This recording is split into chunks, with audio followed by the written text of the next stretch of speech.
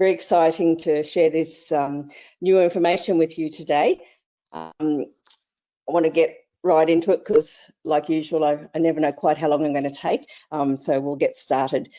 There's been a lot of paranoia out there about bone and about pushing teeth through bone and stuff like this, and we really need to come back to what the science is and understand what we're doing, and also to understand the current science in the physiology of bone, because it's not about expansion appliances and it's not about sutures. It's about what we're going to talk about today, and it's about everything that we are doing with our jaw development orthodontics. So I want to give you a lot of reassurance today that science is on your side, but to understand what you're seeing on cone beams and things like that so that you can share it with your patients. It's really very important. I want to keep it as clinical and practical as possible while still giving you the science behind it. So what is happening here? There we go. Good. So this lecture that I'm doing today is based on a paper that I have written. It's in getting ready for peer review publication, so that's pending at the moment. It is fully referenced scientifically. It starts with a case study, which I'll share with you. But it also, and most importantly, most of this discussion revolves around a review of the current evidence-based literature on bone physiology. So the case that it's about is an ectopic erosion of upper sixes, and I'm going to talk in the international FDI international terms, sixes being the first molars. The upper sixes erupting ectopically such that they're coming in at a mesioangular direction and eating away the roots of the baby tooth. Not an uncommon thing to see at all. We see this, in the mixed dentition, that you see these sixes coming in and can be quite catastrophically damaging that the E, the deciduous tooth in front of it. A lot of the time, people suggest taking that tooth out, trying to put a space maintainer in there, etc. I'll show you something today where you certainly don't need to do that. My recommendation is to hang on to the tooth. This is clinically on the X-ray what you can see. Quite significant erosion of this, but the tooth itself has still got a root, partial root in there, and it's still got a space. It is a space maintainer. What we've got to do is redirect that permanent tooth to get it out of the way. So I think I've got 3 or 4 current patients that I'm treating like this at the moment. And the options are actually many. If you look through the research, there is a lot of papers out there with many different techniques on how to remedy this situation. And it's good if you just get in there early, basically, and do something about it. So when I first encountered an issue like this, I put my little thinking cap on, and the fact that we have our stop locks, I use the baby C, D, and E. I put a bracket on the C, the D, and the E. And here was our 6-year-old molar coming down and impacting underneath this tooth. This is actually the actual drawing that I did at the time when I was thinking about how I would sort this out. And basically, I used the stop lock as a constraint, such that, and then there was a bracket here, and I put a spring. I didn't put a bracket on the E. I just put a spring between here and the slot on the 6. And we went about treating it that way because I felt that if we distalized that tooth, we could then hang on to the E for as long as possible until it naturally fell out, plus also in the process correct the angulation of this tooth. So here was on day 1 for this particular patient. This isn't the case study, just by the way. This is just showing what is very possible with our partial bracketing techniques and using our stop locks. And here you can see I did leave an extension on the wire because as this tooth distalized, we didn't want to leave it flush cut here because the wire would actually come out. So we left a little extension there. I normally don't like leaving extensions unless I've crimped it because it's nasty on people's cheeks. But that was important in this situation. So you can see it was a bilateral problem. That's from the buccal. And 1 month later, we repeated this process. It had improved, but it certainly wasn't completely better at the time. After 2 months, we were in this situation here, and I had at this point placed bite guides on the lower D's and E's, and those 6s were starting to become, you know, in a better position. We changed this one that time. This one still had some residual, so we didn't change it, and it was nearly corrected. At 4 months, we were in this situation here where we could put in, again, the stop block here, but now a flat wire, and we've also put a stop block on the mesial of the 6, and those 2 stop blocks acted as a space maintainer. So now that tooth could naturally fall out when it was appropriate, and the teeth were in a better position then to move forward, greatly simplifying, you know, what needed to be done in the future. I've currently got someone who's got 4 quadrants of this, upper and lower, happening, and it's working really beautifully. It's a very simple technique, and it does work very nicely. So the idea of this is intercept, don't extract. Hang on to that tooth. The tooth is the space maintainer. So get in there and do something to upright that 6-year-old molar and get re-angle the problem so it doesn't keep occurring. The case that is in, and as you will have seen this case before in my other presentations, but this child came in, she had already been seen by an orthodontist, had been treated by the orthodontist for 2 years. At the end of that 2-year period, the 5s were impacted palatally here bilaterally, and the 6 had completely taken up the space of the 5s. The literature is not, as much as it is replete with different ways of treating it before that E is lost. Once the E is lost, there's very little in the literature about what to do about it. You know, and basically extraction is the main thing to do. So in our case, patient was seen by the orthodontist. The orthodontist said, there's nothing more that can be done. You have to go and see an oral surgeon. They went and saw the oral surgeon. The oral surgeon agreed the teeth need to be surgically removed. Mother just didn't feel comfortable about that. She didn't know about me, but she just decided that she wouldn't do anything at all at that time. And she was speaking to her chiropractor, and the chiropractor said, you have to go and see Anne Maree Cole.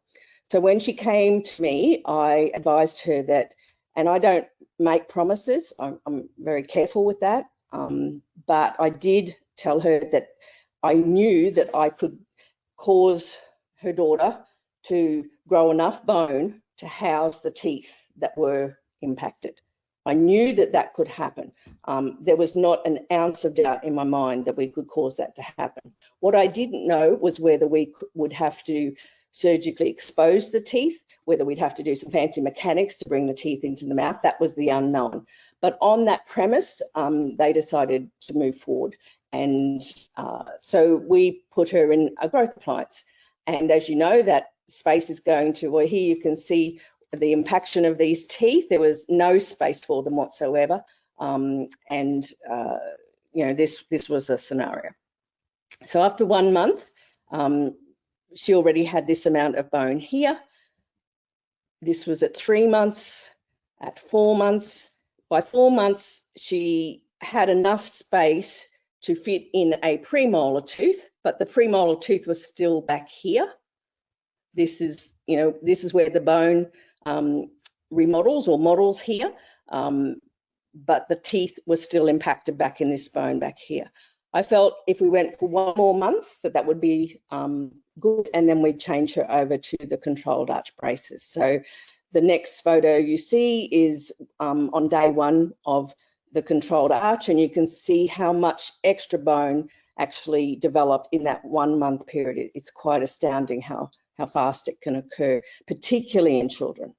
And we've got our FRLA on. It's, you know, sitting nicely on the tissue, etc.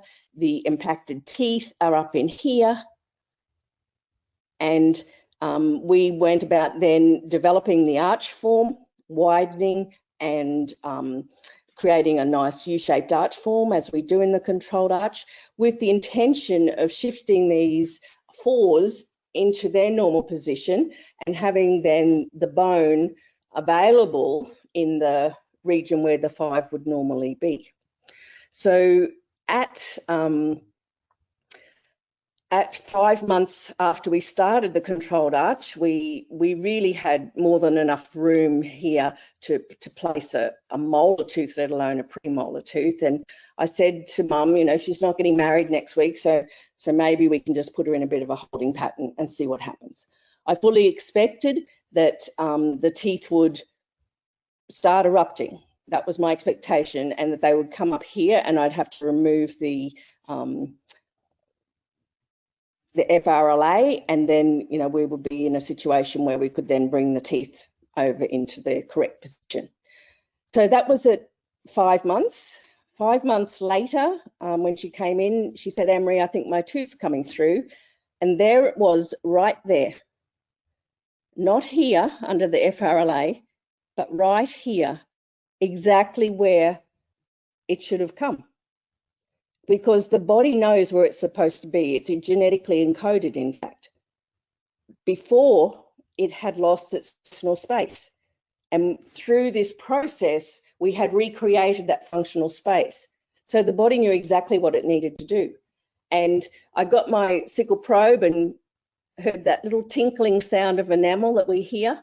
And I literally got goosebumps. So I was so excited about it.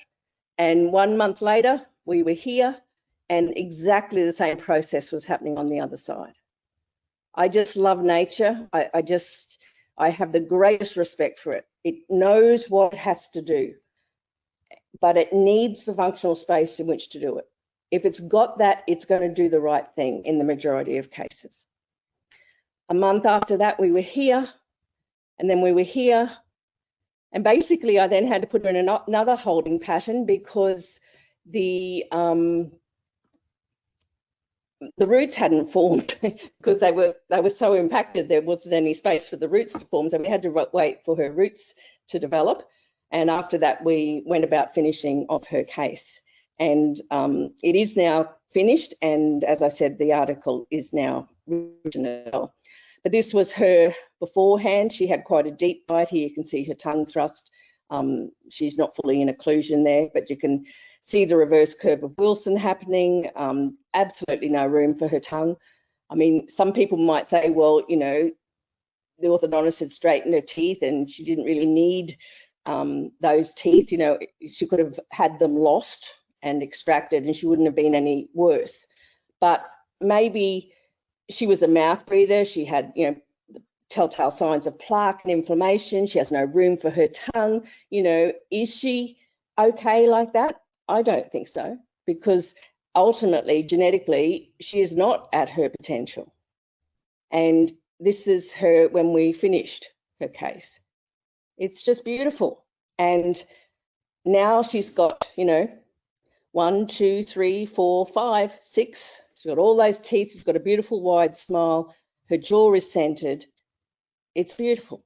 She's no longer a mouth breather. The gum inflammation went away.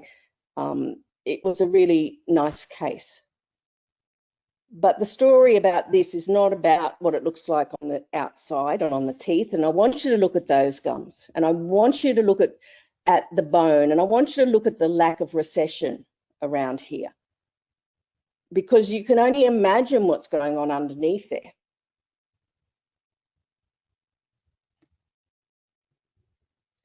So this was her before.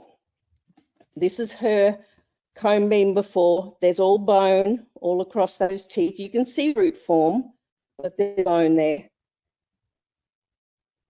This is all bone. All this speckly business on here, that's all bone. But you would say she looks like a fairly thin biotype. You can definitely see the root form. This was after the AGGA. And you definitely see that that calcified bone doesn't appear to be there like it was in the first place. And I'm here to tell you today that that is completely normal. That is what you should expect to see after the removal of a growth appliance. Because the very first thing that happens in bone remodeling, and I'm going to talk some different terms today, but this is the bone remodeling one, the very first thing that happens is bone resorption. That is, there's a cascade of events that occurs, but for any of it to occur, there has to be resorption. So when you see this, it's not something to be terrified about. It's not teeth being pushed out of bone. It is a physiologic process of bone remodeling occurring.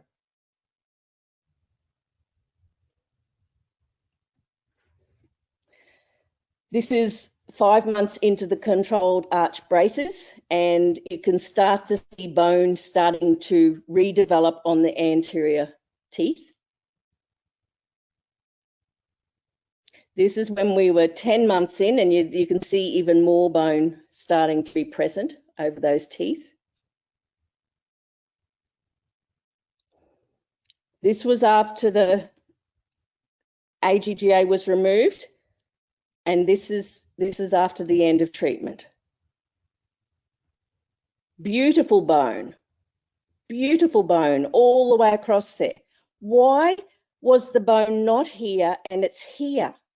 Because this was stage 1 of a multifaceted, multi-sequential process that is driven by the physiology. It's driven by nature. And so long as we follow some rules and we allow that process to continue, we will get to the end game.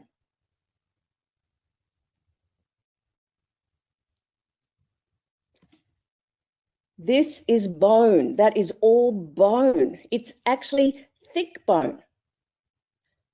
But wherever the last bit of treatment was, you're going to look like you haven't got bone, because that part is still undergoing the remodeling. But if we take this in 2 years' time, there will be bone completely across these areas. Do not be afraid of this appearance, but you have to be able to understand it so you can advise your patients of it. Back in the day, we didn't really have to advise them of it because there was an ignorance about it. But there's too much chat going on out in the forums and on the internet these days, and there's too much misinformation out there, and there's too much dentists being thrown under the bus, far too much dentists being thrown under the bus because of mid-treatment comb beams that are being taken and then analysed by brains that are not up to date and have no concept of what the current understanding of the physiology of bone growth and remodeling is. So the paper I'm going to publish is going to be a groundbreaking paper which will break these paradigms down, and it will be our defense.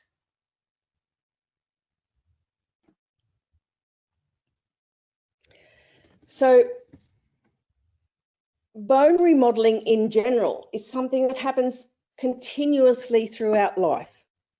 We are normally in a state of homeostasis. In other words, old bone is taken away in little pockets. Pockets of old bone are taken away and new bone is replaced. Old replaces new. If the body perceives a decreased load, if the body perceives that it does not require the bone, bone is very conservative. If the body doesn't perceive a need for the bone will go away. You extract a tooth, the bone gets less. The jaw size gets less because the need of the bone is no longer there. We don't make space when we extract a tooth for orthodontics. We diminish it. If we don't do load-bearing exercise and we're getting a little bit older, then we're highly likely to end up with having osteoporotic changes. But similarly, if we increase the load, we can get a net gain in bone. So what we're doing with jaw development orthodontics is we're providing a stimulus to tell the body to lay down bone. And it does that. The body and physiology, all it can do is respond moment to moment to the message that it's receiving. So when we're a child and we have a long bone, the way that that grows is becomes the cartilaginous joint spaces at the ends of the long bone. They have a thing called hyaline cartilage. And the chondrocytes, not osteocytes, chondrocytes grow and lay down new cartilage. And then the body comes in and it becomes ossified by osteoblasts. So it's not an osteoclastic activity, it's an osteoblastic activity, but it's in response of changing that cartilage, invading the cartilage with new bone, replacing it with new bone. So that's how we grow in height when we're growing as children. But we also grow in width. And when we grow in width, the process that's used is actually the periosteum. Now, the periosteum is like a skin that covers all of the bone surfaces except for the articular surfaces in the joints where the hyaline cartilage is. So this periosteum covers all of the bone like the skin, and it's got an outer fibrous layer and an inner vascular and cellular layer. Very different functions on either side of that. Lots of stem cells inside it. Well, what about in adulthood? Well, guess what? When we're adults, we still have a periosteum. And many researchers confirm that periosteal bone formation during adulthood is there, but it's slower than it is in childhood. And that is correct. You put a fixed growth appliance in a child and they just zoom really quick. Adults, you can have variability in how fast or slow they go, but it's slower than children. And other researchers have shown that a big and a very important cause for periosteal bone ossification is if you have endosteal resorption. So if we produce an effect on the bone, for example, a pressure, and that pressure is this whole segment moving forward, we're going to start to cause the osteoclastic activity to remove the bone so that it can move forward. But that osteoclastic activity is a super strong stimulus to turn around and then compensate with bone deposition. So in these pictures, it's on either side of that cortical plate that's either getting added to or removed.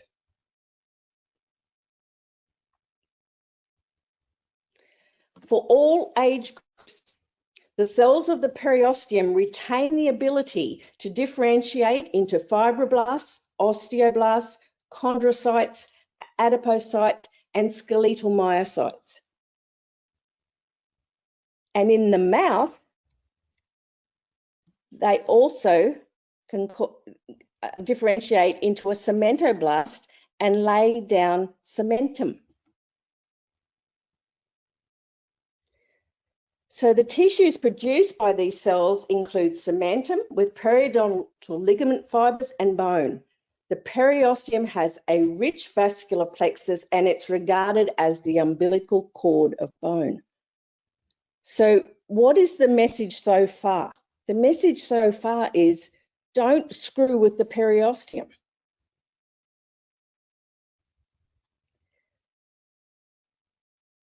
The periosteum is not radiopaque.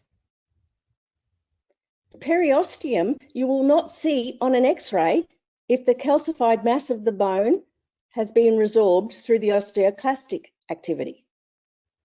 But guess what? Unless you lifted up that tissue and took the periosteum away, it's still there. And the process, that cascade of events, which is highly tightly coupled and will go to its finish, it will do that if you let it. The only way it won't happen is that you don't respect the tissue and you don't think, oh, that tissue is looking really thin there, or I'm starting to get recession around the place, or something like that's going on, and you don't respect that. Well, then you can start losing periosteum. You don't want to do that. But in the normal course of events, the periosteum is still there. And in fact, this article showed a defect here, recession, which is common. They've done a flap. They've got periosteum here. They then lifted the periosteum, kept it attached to the blood supply, and repositioned it down on that part of the tooth. And they had a very good outcome from that, because all of this tissue, now it can create cementoblasts, it can lay down cementum. The bone, once it's completely covered, can grow new periosteum. But by putting the periosteum over the tooth, it was now able to get that reattachment. That's how important the periosteum is. Now, we don't want to get to this point. We don't want to be lifting this up and seeing this. But in the normal course of events, by respecting the tissue and thinking about your patient as an individual, not as a number, not as about how many millimeters you need to get, but as an individual, and you look at that tissue every single time. And if that tissue is looking strained, pull out. Do another appliance later on if it's had time to recover. Or don't activate it that month. Our activations now are 6 weeks apart. I'm not doing anything monthly anymore. No appointment is monthly anymore. All of our appointments are 6 weeks. We have to respect the physiology of the patient. We have to give time for recovery. We have to work within the physiology of the patient, not push them into a pathologic state. It's really important. So don't look at numbers, look at your patient, look at what's being achieved. But don't worry if you don't see bone across here at the end of a growth appliance on an X-ray. That is what you expect, it's not something that your heart rate goes up about. So the secret to success, don't disturb the periosteum. I could leave the lecture now and you've got all the information you need, but knowing me, I'm probably going to keep going. So with the periosteum, it has this outer fibrous layer. This is a connective tissue interface.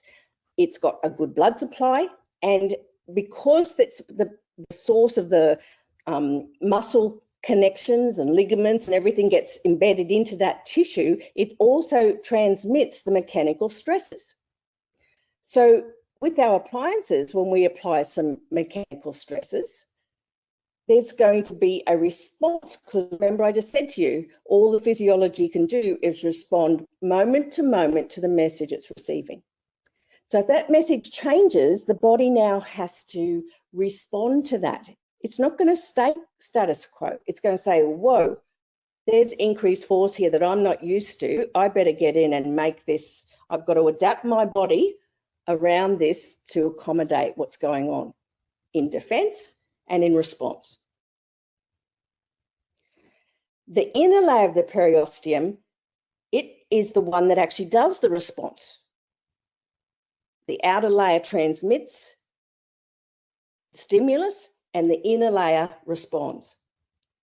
And it is full of osteoprogenitor cells that can go into all of these different types of cells, depending on the need. And we don't have to second guess that. The body knows what to do. If it's on a tooth, it's going to lay down some cementum if it's missing. The periosteum has a very high regenerative, it's 2:30 in the morning, give me a break. Regenerative, oh my goodness, that's too hard. Regenerative capacity, sorry.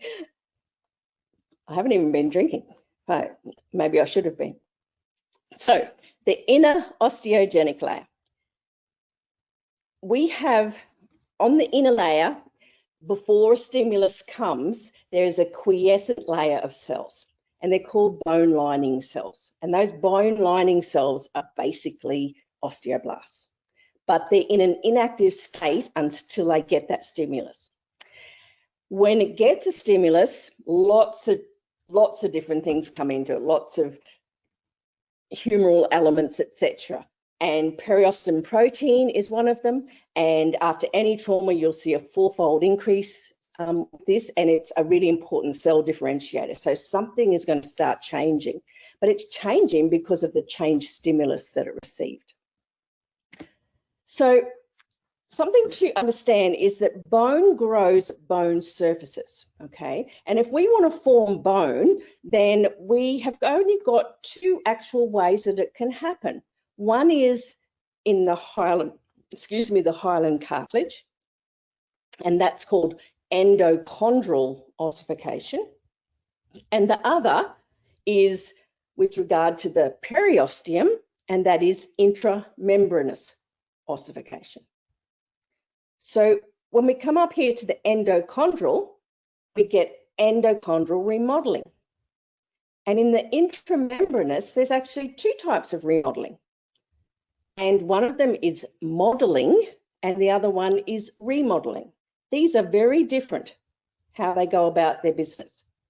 In fact, all 3 of these are very different, and we're going to talk about all 3. And guess what? All three are completely involved in every aspect we do in our controlled arch and growth appliances. So it's really important that you understand these. So we'll talk about the endochondral remodeling first. This occurs in the joint spaces. It does not involve bone being initiated by the removal of bone. So osteoclasts are not involved in endochondral remodeling. In response to a stimulus, and the stimulus can be an increase in functional space. In response to a stimulus, you will produce, there's a production of cartilage. So cartilage is laid down, and that is later invaded by osteoblasts. And the osteoblasts will transform that cartilage into bone.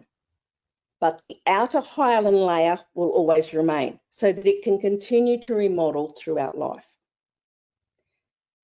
With endochondral remodeling, there is also osteoclastic activity, but it is not time or space related to osteoblastic activity. Now, what do I mean by that? If we want to keep the shape of this bone here, as it gets longer or changes up in this region, the body says, well, I need it to be a certain shape, so I'm going to have osteoclasts remove bone lower down. So you don't end up with this big fat thing. You end up with a normal size and the shaft being the normal as well, because there is osteoclastic activity, but it's not needed to initiate this process. Okay. Now, why is endochondral remodeling important to us? Because the condyle, our joint, is a major growth site of the mandible, and it responds very well under tension forces. So if you put a bite guide in and move the mandible to a different position, that's a tension force. Endochondral remodeling responds well to tension forces. It doesn't respond well at all to compression. In fact, with compression, you're likely to get erosion and osteoarthritic changes occurring. This same joint space here in a 50+ female, 4 months later, looked like that. So is there change going on in that condyle? Absolutely. And guess when it started? It started the moment we provided full-time decompression of that jaw joint. The moment you took that pressure, you were able to reduce the edema. You were able to create a healthy environment with good blood flow. You were able to have the cellular matrix required and the space required for the body to say, ah, now I can repair this situation.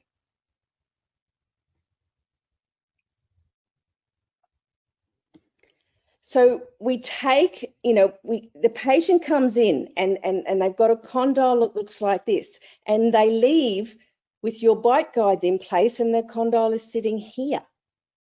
Now, when you have this and you think, my goodness, didn't I do a good job? I promise you that by the end of treatment, 2.5 years later, it won't look like this anymore. Why won't it look like that? Because guess what? We just changed that functional space. The body said, oh, I've got room now to change my shape, my position, and in fact, I want to be up here. I would want to be just about here. And so you often find at the end of treatment, you take your post cone beam, you've brought this face forward, you know you've done all of this stuff, and yet the condyle is not decompressed like how we originally had it. But look how malformed this is. All it's doing, it knows its shape, it knows where it belongs, and it's causing that to happen. We don't control that. That's nature. So when we do functional orthopedic repositioning down and forward of the mandible, this creates the functional space within the TMJ, and this enables growth and remodeling up and back, because that's the direction it goes in. What about this? Look at this little face here. Look at those lips. Look at this beautiful little profile. Look at the head posture compared to where she was before. We would never have achieved this without our bite guides. And because of the bite guides, we brought that down and forward, and now the condyle can actually grow and increase in length of the whole mandible. So eventually, it can't even fall where it used to be. Eventually, that person who had a, class 2 Div 1 and they struggled to keep their jaw forward, even with lock-in pads, they would tend to want to function back again. Eventually, they come in one day and they're just here. And when that stops going back, and that's why an appliance or something at night time to support the jaw is really very important, particularly if it's a large overjet, because that jaw will want to go back, and you don't want to keep compressing that area. You want to have stability in it. So endochondral remodeling is particularly beneficial during the active growth period to guide the development back towards genetic norms. Bite guides used during jaw development orthodontic processes provide the repositioning and the decompression that the TMJ requires to initiate this growth and remodeling potential.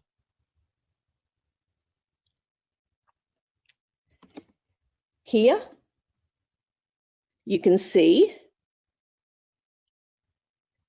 the old and the new.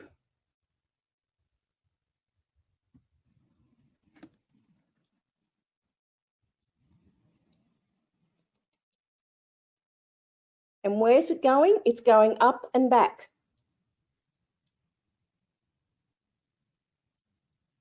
So that condyle is not going to be, it doesn't matter how decompressed I got it in the first place, it's not going to be there at the end of treatment. That is not a failure. That is something you're not controlling. You don't control how the body responds to that space. It just responds, but it's normal. This one here, I'll stop that video, sorry. I think it'll stop on its own. This one here was a 14-year-old boy who fractured his condyle completely off. That's it in here somewhere.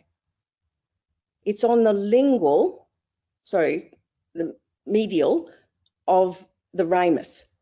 He went in to have surgery done, and the surgeon said, there's nothing that I can do for you.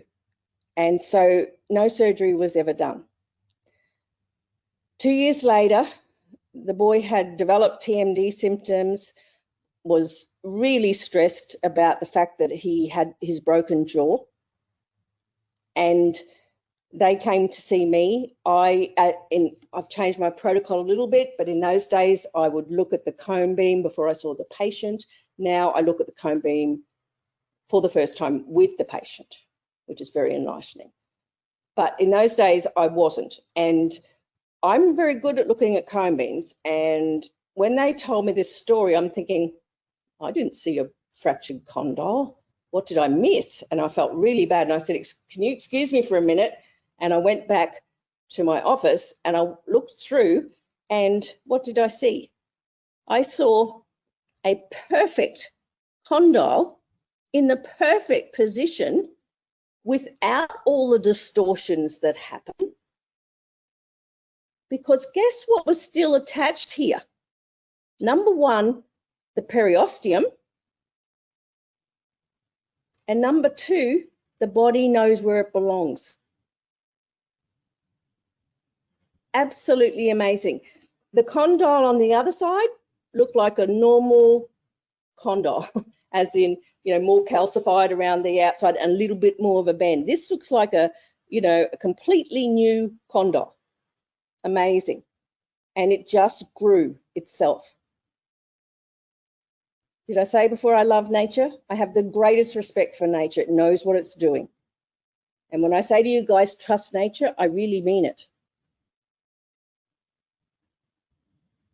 This, on the other hand, is an 11-year-old boy. Look at the bend in his condyle already, 11 years old. I drew on here where the disc should be, the muscles, and what a normal shape of a condyle should be, and positioning. And that's an 11-year-old. This patient I saw 2 weeks ago at the most, and as you would agree with me, they're pretty pristine condyles, not a lot of bend in them. When you think this is an 11-year-old, guess how old this patient is? 65 years old. Now, that put my antenna up. What is he coming in complaining about? He's complaining about his bite keeps changing. He's on a CPAP machine.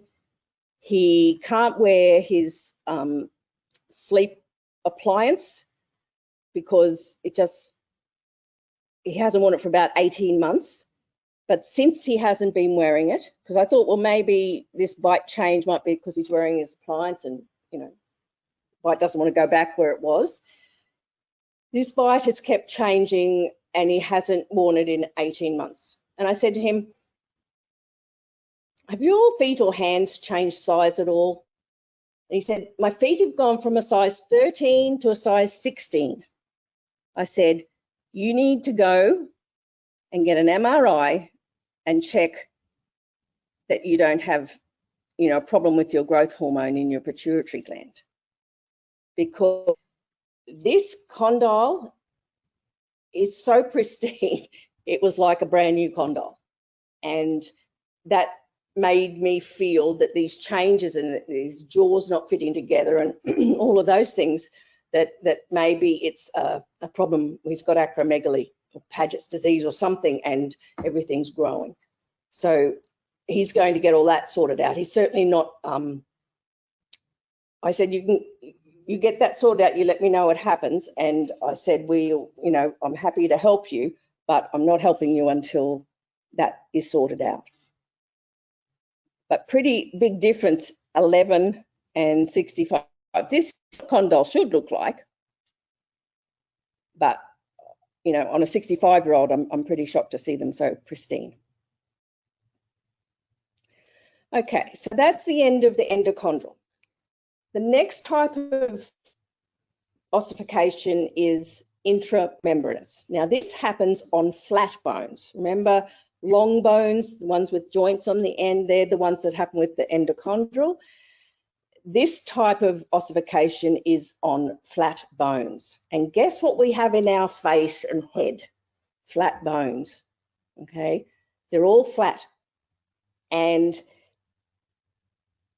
they're very amenable to enlargement, but we do this through activating the periosteum.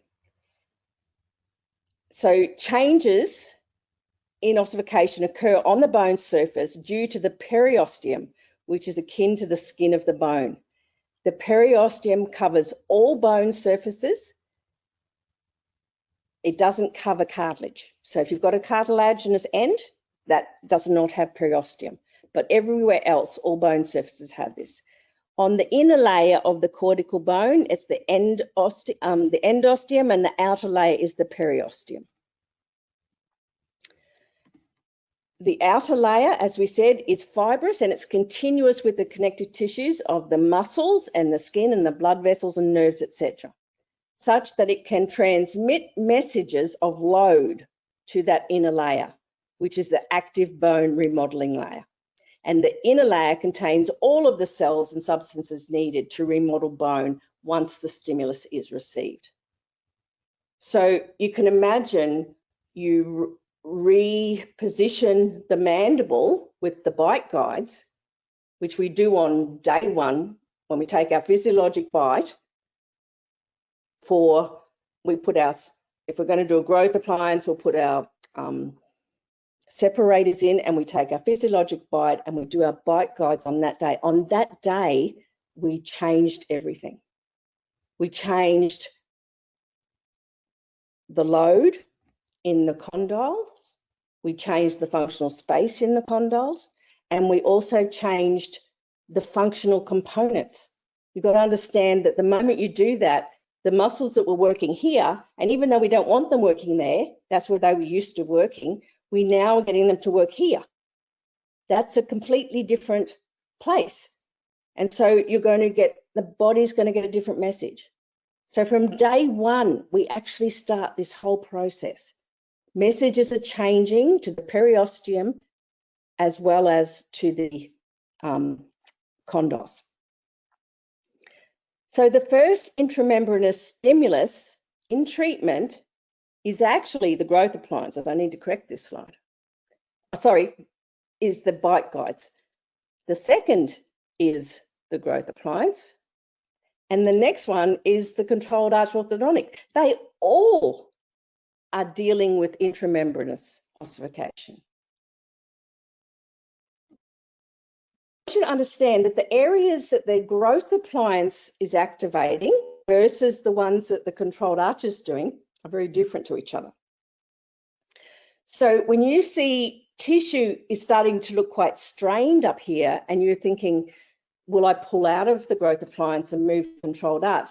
It's a good idea to do that, because now you're going to take that extra strain off that and it's going to be applied elsewhere.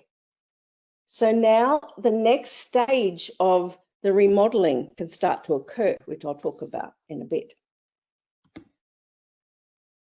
So these areas that they activate are very different from each other, and they stimulate the two forms of intramembranous ossification. One is modeling and one is remodeling. They are very different from each other. We're going to talk about the modeling one first. But first I'm going to share this video. It might be a little bit patchy, but I think just with the internet, but I think that the words should come across quite clearly, and that's what really is important. So I'll just play this and then we'll keep moving on.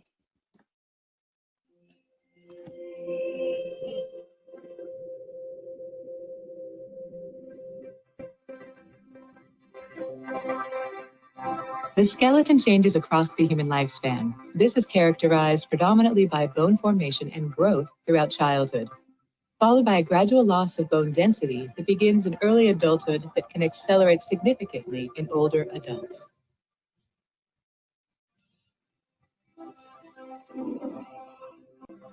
The density of bone is modulated by a group of cells including osteoclasts, which are multinucleated cells that resorb bone, and osteoblasts, which refill the resorption cavities created by osteoclasts.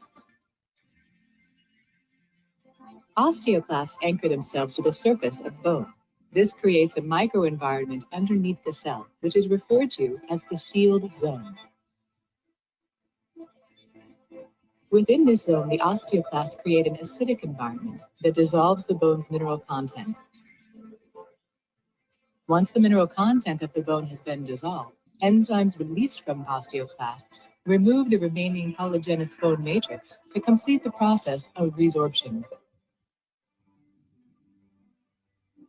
Following resorption, osteoblasts move into the resorption space and start to produce and deposit organic matrix called osteoid. Osteoid, a substance made predominantly of collagen, forms a scaffold in which minerals including calcium and phosphate begin to crystallize. Some active osteoblasts become trapped within the matrix they secrete and thereby become osteocytes. Other osteoblasts will undergo apoptosis or will revert back to lining cells which cover the surface of bone. This cycle of bone resorption and formation is referred to as remodeling. There is also a process where bone formation by osteoblasts occur without prior bone resorption by osteoclasts. This results in an increase in bone mass and is referred to as bone modeling. Bone modeling promotes the growth of bones and is important for maintaining bone strength. Remodeling also plays an important role during bone growth by optimizing the bone structure.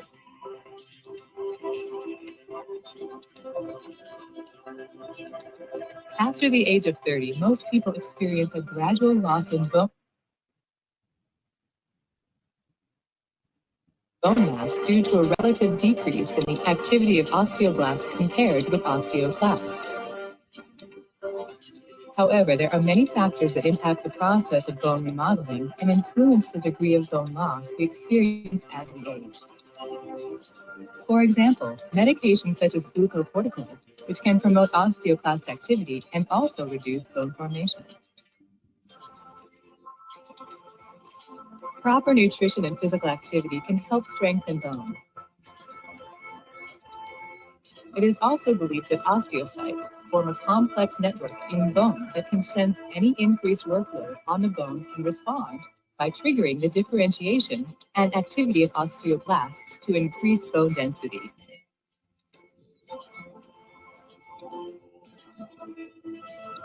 Conversely, when bone experiences reduced loading conditions, such as during long-term bed rest, resorption and remodeling increase to eliminate underloaded bone.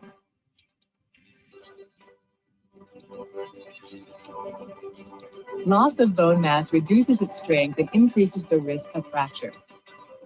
This highlights the importance of staying active, maintaining good nutrition throughout life, and being aware of personal risk factors associated with low bone density.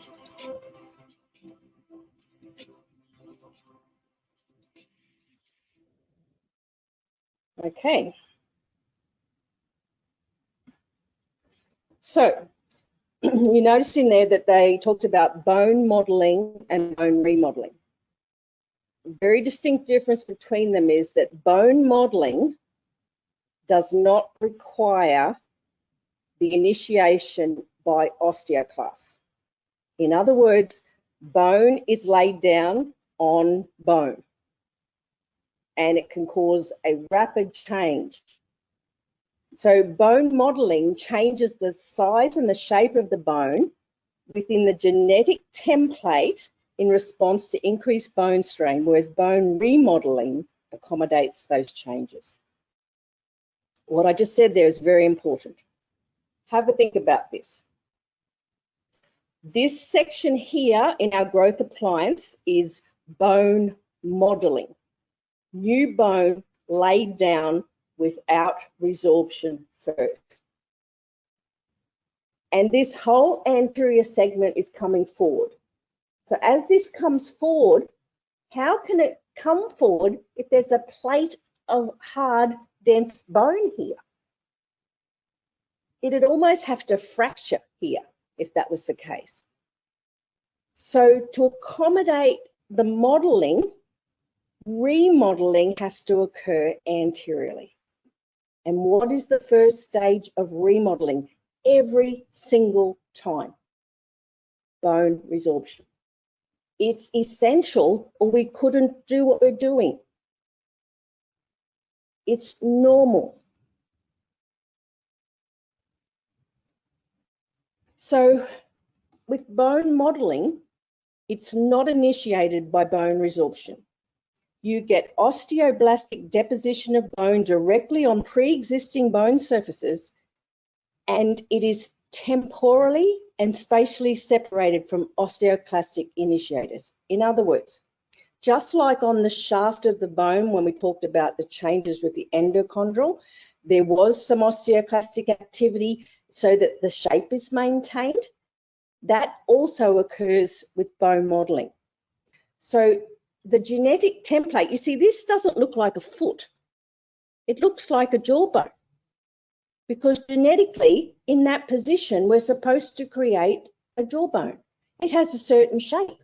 It goes in up here in the buccal fold. Well, guess what? Osteoclasts are making that shape.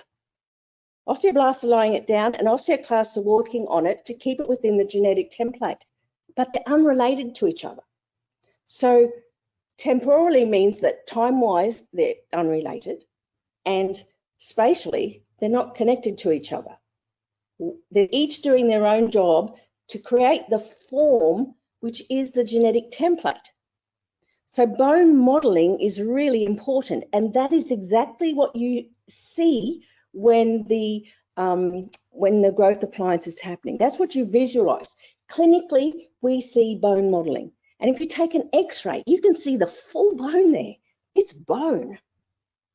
There's no two ways about it. It's bone. There's no bone missing. It's bone. And it's bone being laid down on bone, and it happens quite quickly. It results in an increase in bone mass. But you think about it. That could not possibly occur if we didn't have remodeling with resorption of the outer shell here to allow this to come forward.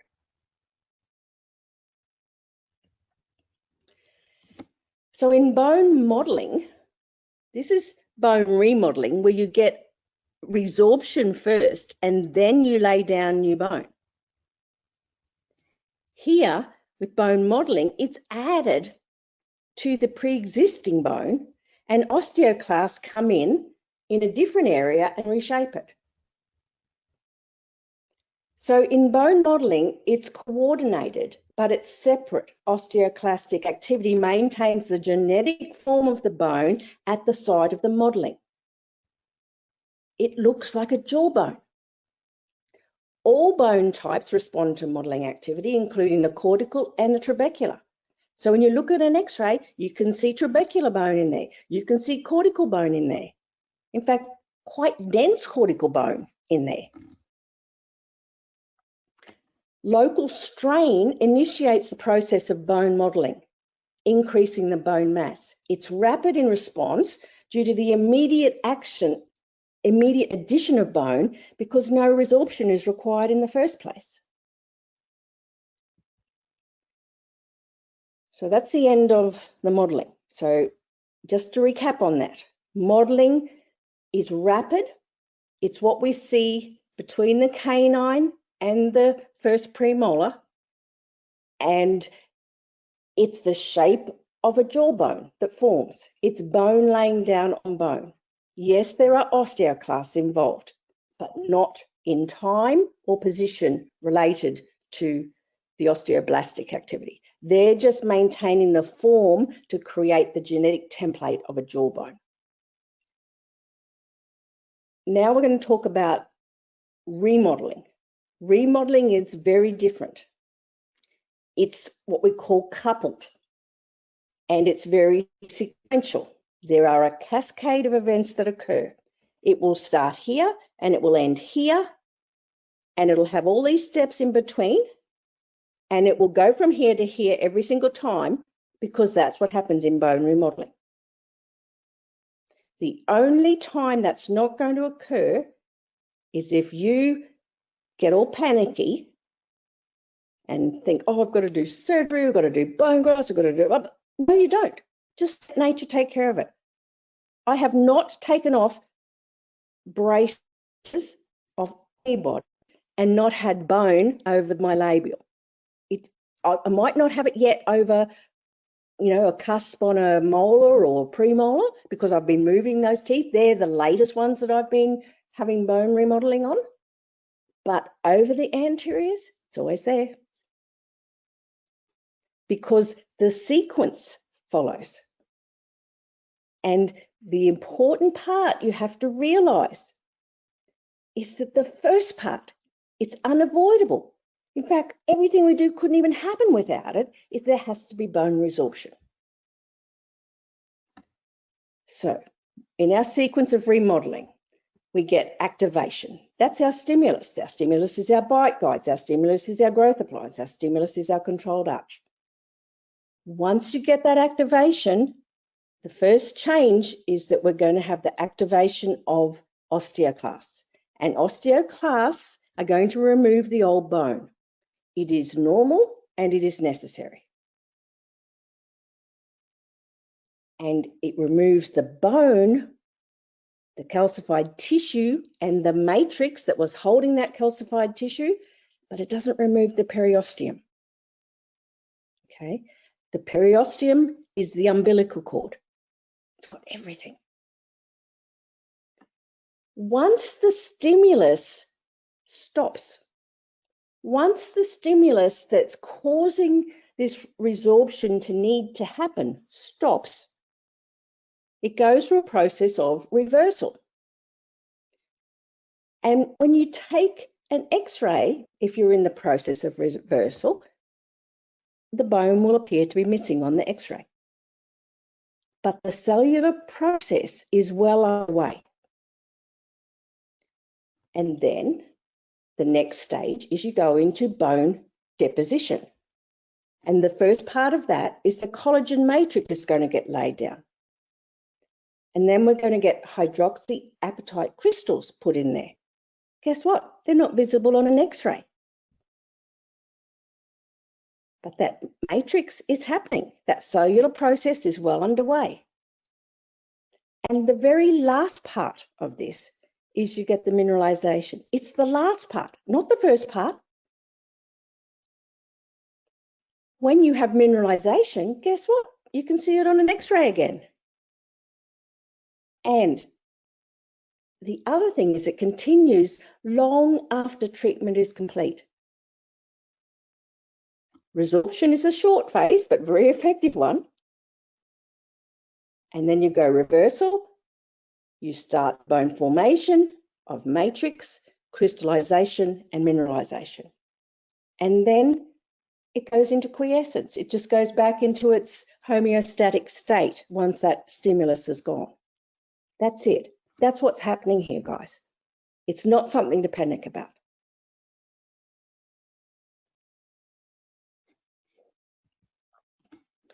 So the sequence of remodeling is tightly coupled. It's a multicellular process. It involves our osteoclasts. So here we have our resting state, and then the stimulus is detected. Our pressure detectors, these osteocytes, they actually are in contact with each other. All those tendrils that are going out there, they're in contact, and they detect pressure changes, and they respond, and they can draw in all the cells that are required. They can start these the differentiation of the cells that is required to get this process going. And so they'll differentiate, osteoclasts will come into it. And then you go through the phase, the very first phase is resorption. Once the load is taken away, these die off, load's taken away, and we now get differentiation into osteoblasts. The osteoblasts will lay down their matrix, and then eventually it becomes mineralized. And at this point, so there's a whole lot of time here where it doesn't look like there's any bone on the X-ray. But eventually it comes back, and then it goes into its quiescent state again. This group of cells is called a bone remodeling unit. They are tightly coupled. This is the process. So bone resorption is the first stage, and it's resorption of both the mineral and the matrix through the action of osteoclasts, and they lie underneath that periosteum. They're there just waiting quiescently. You then go into reversal phase, the osteoclasts die off, and then you turn into your bone formation phase where your osteoblasts differentiate. It lays down its new organic matrix. It's the longest phase. It lasts at least 4 times as long as the resorption phase. And then the last bit is the bone remineralization phase. Here you can see somebody who is still in controlled arch braces, and you can see not a lot of bone on that root surface, and maybe not a lot here, but look at this anterior segment. Bone. In fact, quite thick bone. It's the last stage. It can take more than 12 months to complete, and it's what causes the delay of visualization of new bone on a dental cone beam. Now, if you took a medical CT, you know, 25,000 times radiation, you probably would see the matrix. You probably could see the periosteum for all I know. But on our low dose cone beams, you're not going to see the bone because pretty much it's not there.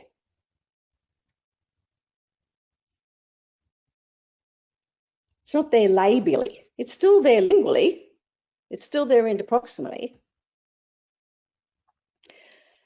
So in the bone mineralization phase, the remodeling process proceeds through to finish as long as the periosteum is not disturbed. The periosteum is both the initiator and the driver of the process, and it has a remarkable regenerative capacity. In orthodontics, this bone deposition and remodeling extends well beyond the completion of active treatment. I also want you to understand this. This process is physiologic, not pathologic. This is not a disease state. This is a normal process which each and every one of us has got going on in our body right now, whether we are in growth appliances or not. Right now, in multiple sites throughout our body, osteoclasts are resorbing and osteoblasts are laying down, and it's just happening everywhere. It's a labile tissue. It's normal. It's a process that just happens all of the time. We're just utilizing the fact that the body does this to create the outcomes that we're after. So excuse my drawing, but I've tried to sort of put it in a clear way. So up in our condyle, we get endochondral ossification remodeling. This takes time. However, it starts immediately that you provide full-time decompression of the jaw joint. Our bite guides are here. Here in this part, we have periosteal or intramembranous bone modeling. This is rapid because osteoclasts are not required to remove bone before new bone is laid down. It happens immediately. And here we have periosteal bone remodeling at the front. It's always initiated by bone resorption. And this removal here accommodates this change here. This is a long process. And recalcification or mineralization is the last part of it. Our bite guides are critical to the changes that we want to create. It provides decompression of the jaw joint. It creates a functional space in the TMJ. It repositions the mandible. It changes the position of the functional components, and hence it changes the stimulus to the bone. So during the anterior growth guidance appliance phase, new bone is laid down volumetrically between the canine and the first premolar. The anterior segment, as a result of this shunting forward, it has to move forward as a part of that process. To accommodate this change in the bone volume, the bone remodeling then begins in that labial bone. And bone resorption is the first stage of remodeling. It's normal. You cannot get bone deposition in remodeling before you've had bone removal. So I want you to expect to see a lack of bone on the labial of a cone beam following a growth appliance, or during controlled arch, because in that spring action of the controlled arch, we are causing bone remodeling, not bone modeling. And that's why the last teeth that are shifting, the last teeth that you're working on, at the end, you may still see that they might not have a coverage of bone. But here will, unless you did something right at the end and then, which I don't know what you would do, but if you did that. But basically this part's been, you know, pretty solid for a while by the time you take the braces off. So this is a patient we saw, I'm forgetting my days now, it was either this week or it was this week actually, Monday he came in. He had his growth appliance removed, okay? Can't remember quite how long it was in there. With COVID, I suspect probably about 6 months. It definitely looks like there's not bone over the labial surface. Obviously in between the teeth and lingually there's still bone, but here on the labial there's not. But look at this bone right here. What is that? That's the bone of modeling. Good, solid bone. And it cannot occur unless bone is removed from this segment to move this area forward.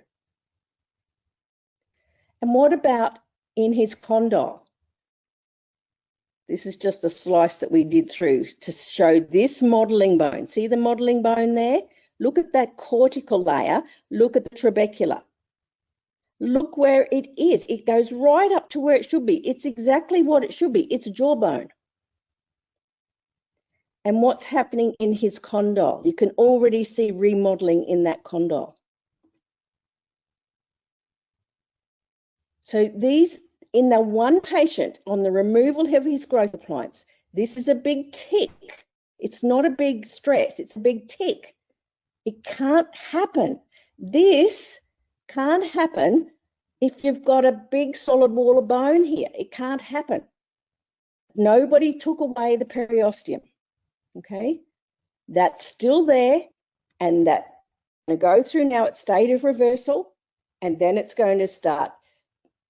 Osteoblasts are going to start the bone matrix laying down. It's going to crystallize, and eventually it's going to mineralize. And that's all going to keep going like that.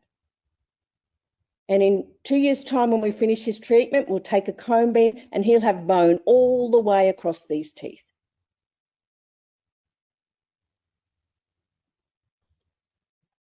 I want you to expect to see it. This is a patient who had the growth appliance removed, and with the COVID and the difficulty of that, we just put him in a retainer. He was happy to do that. You can see all the new modeling bone here. This is 1 month after the growth appliance was removed. You can see all the bone in here. And 5 months later, look at all the bone forming. Beautiful. It's just forming. And this is a situation where he hasn't actually had any treatment. He's just been in a retainer during that time. But he's gone through that reversal phase, and it's all starting to lay back down now. And we'll soon get back onto his controlled arch. But this is how it works. So during the anterior growth guidance appliance phase, number one, soft tissue bone matrix is laid down, and then deposition of hydroxyapatite, and then that's not visible on a comb beam, and then you get calcification. For bone to be seen on an X-ray, it has to be calcified, and physiologically that takes time. So pending that the periosteum itself remains intact, don't surgically intervene. The process will continue until it's complete.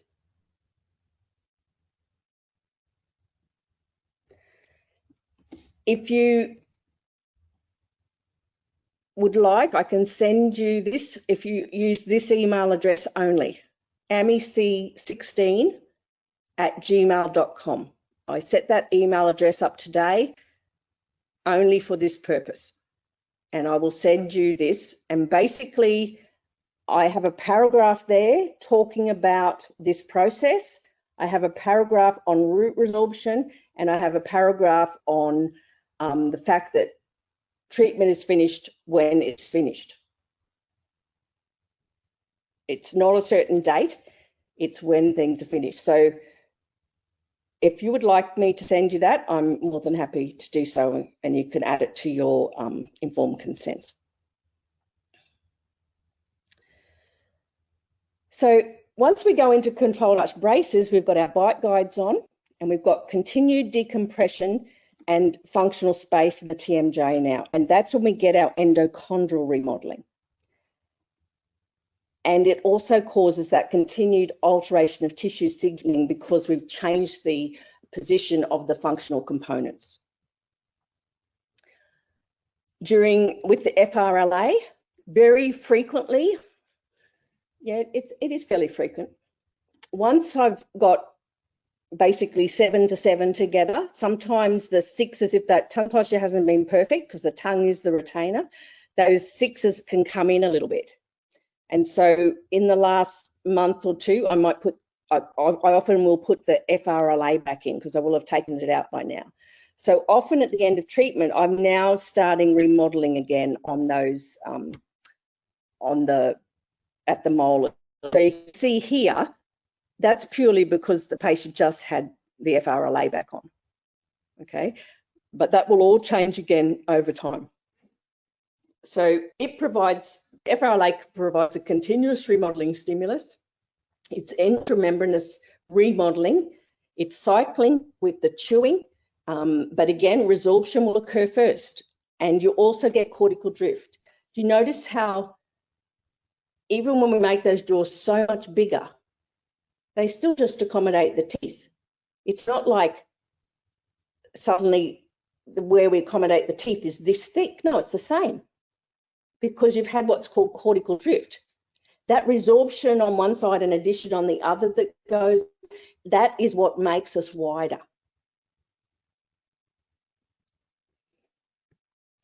In controlled arch, we've also got our stop locks, really important part of treatment. It also is a continuous remodeling stimulus, and it's intramembranous remodeling, and it's cyclic again with chewing. Again, you're going to get resorption first. So if you've got power chain on and you're bringing teeth forward, you're going to get resorption of the bone around there. It's the only way it can happen. Okay, and then those teeth settle in and you get the, the whole rest of the process will occur. Our stop locks act like a spring, but I want you to work again within the physiology of the patient. Don't make it so big that what you did was put too much strain on it and it's pathologic. There's always another day. Little bump, little bump, little bump. But don't finish it too small either. Keep working at it until you get it exactly to that nice broad U shape that you want. So a couple of rules in the control. First rule, always work within the physiology of the patient. So if they've got a thin tissue biotype, if they've come in, they've already had braces in the past, they've already had root resorption in the past, they've already had recession in the past, you're going to go slow. Those patients, I will see them every 2 months, because I don't want to add further strain to their system. It's already responded poorly. You don't want to overbump at any visit. Make it a gradual development, but optimize it. If you've got crowding, start with lighter wires. If you've got crowding, don't try and fit an 020 bioefficient in. It's too much. You've got 016 bioefficients, 018s. Start with littler wires.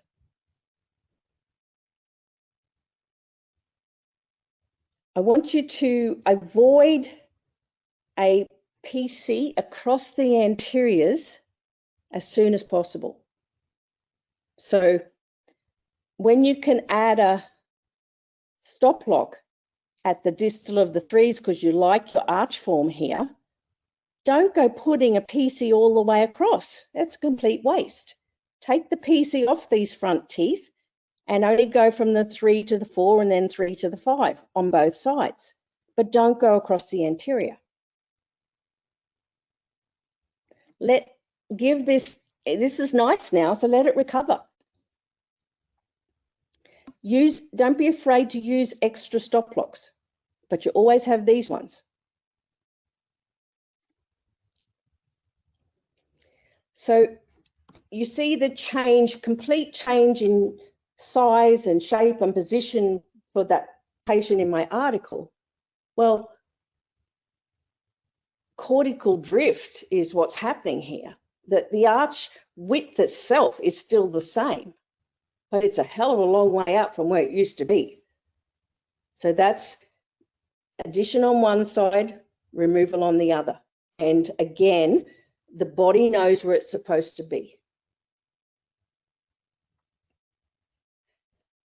So now I want to talk about bone as an endocrine organ. This is very short, but our bone is, if you think of bone just as a structural thing, it's very, very naive. It is in a dynamic interplay with all the body systems. It's a big source of calcium, which is used in so many processes throughout our body. It's also important that the patient has total body health and a healthy psychological state. this can have a major impact on individual patient response to treatment. If you want to improve the response of your patient, then anything that you can do to increase the whole body parasympathetic tone is incredibly important. So the quality of their sleep, an anti-inflammatory diet, or a diet which helps them to fight inflammation in their body, their psychological state, where are they on the fibromyalgia scale? Are they teetering on the edge? Are they borderline suicidal? Where are they compared to, oh, yeah, I get headaches, but it's only because I work at a computer. These are very different human beings. So you need to get the person who's high on their fibromyalgia scale and tone down their parasympathetic. These are the people who absolutely, you don't want to add another thing into their system. You want to take something away. So you want to settle them down in orthotics first. You want to start working on a lot of different areas to help them get better. Our tongue posture is really important for parasympathetic state. And interestingly, if you want to get a good response, cyclic mechanical stimuli has a greater building of bone remodeling change than static forces. So that's why that intermittent tongue pressure on the growth guidance appliance, for example, is so important. But the interesting thing is that a good parasympathetic nervous system, if you're in a good parasympathetic state, the studies show that this will increase bone formation and it will decrease bone resorption. How cool is that? If you want to reduce the response, then have poor health, be a smoker, have a stressed mental state and attitude, be a chronic pain patient, still in pain, have osteoporosis, use glucocorticoid drugs, have hypertension and obstructive sleep apnea. So there's so much variability among our patients. You've got to work out, is this patient actually ready or able to cope with this treatment right now? And sometimes they're not. High sympathetic nervous tone increases the osteoclastic activity, whereas high sympathetic parasympathetic tone is conducive to robust bone deposition. People with high blood pressure are more likely to get osteoporosis. If you've got depression, you're more likely to get osteoporotic changes. You get more osteoclastic activity and less robust osteoblastic activity. So all of those things on that other page are not conducive to you growing lots of bone. So if your patient's not responding well, ask yourself, why is that? Are they never giving that cyclic intermittent stimulus with their tongue?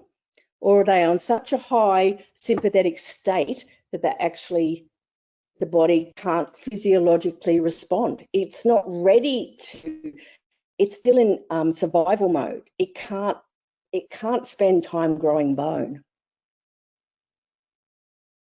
So our patients are whole people, and all of these things come into it. So nasal breathing, tongue resting in the palate, and a lip seal are natural inducers to good parasympathetic tone.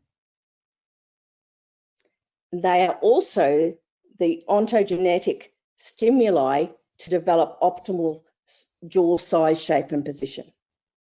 How cool is that? So huge advances have been made in the latter decades of the 20th century until now in understanding at the biological level the orderly sequence of the processes involved in bone remodeling. And as clinicians, we need to fully understand these advances to embrace the potential that lies within each individual to optimize the functional spaces genetically encoded, yet epigenetically thwarted. This is an article that was in Angle Orthodontist in 2004. It was written by Harold Frost. He talks about in the beginning how people got burned at the stake for saying things which later on proved to be, you know, so true, and we all know that story. But I love his conclusion. He says, although the updated bone physiology can challenge some long accepted wisdom, and one would expect that wisdom to defend itself, today the challengers need not risk suffering Giordino Bruno's horrible fate. The above material is certainly not the whole thing. No matter how much we know now, there is always more. But it provides a good foundation on which to build. The prospect seems so exciting that I wish I could begin my career anew and help that building. But age and other factors indicate that this cannot be. So people younger than this octogenarian will do that building. And when and how and if they choose to, so be it. And that, guys, is us. Because if not us, then who is going to do this? The knowledge is absolutely out there. The more I looked into this, the happier I got about what we're doing. It's been out there for a long time, but people are not connecting the dots. And my hope is that this lecture and my paper will connect the dots for people and make a significant change to the fight that we've had to do, because unfortunately, in a different way, we are still being burned at the stake. But we know that what we're doing is the right thing for patients. But we still have to take care of them, and we still have to work within the physiology of the patient. We owe them that. So a full understanding of the current knowledge in bone physiology is essential in modern day orthodontic treatment. And we have to respect the time needed for nature to complete each development cycle, and the individual response of each patient is essential to best outcomes. But most important of all, one has to understand what went wrong, what has to be targeted, and even more importantly, preventing it in the future. Sleep disorder, breathing, malocclusion, and temporomandibular disorder all have their genesis in jaws that failed to develop to their genetic potential. This knowledge should see a natural movement away from orthodontic extraction, which facilitates the remaining teeth to accommodate within the underdeveloped jaws, to realizing an opportunity to redirect the jaw size, shape, and position back towards the genetic template that evolved physiologically over millions of years.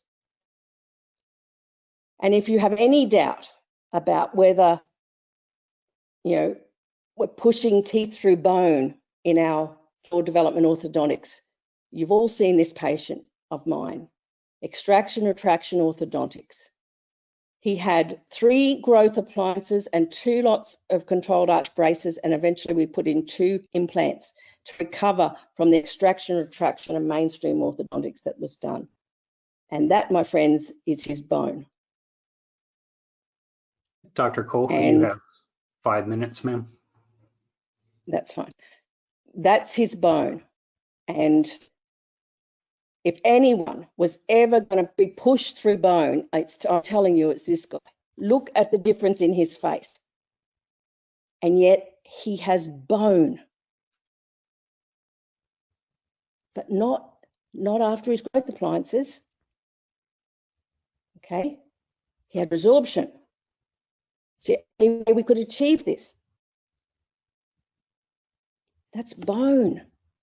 Bone. The teeth are not the problem, the jaws are. And if it's being done, it's probably possible. Thank you very much.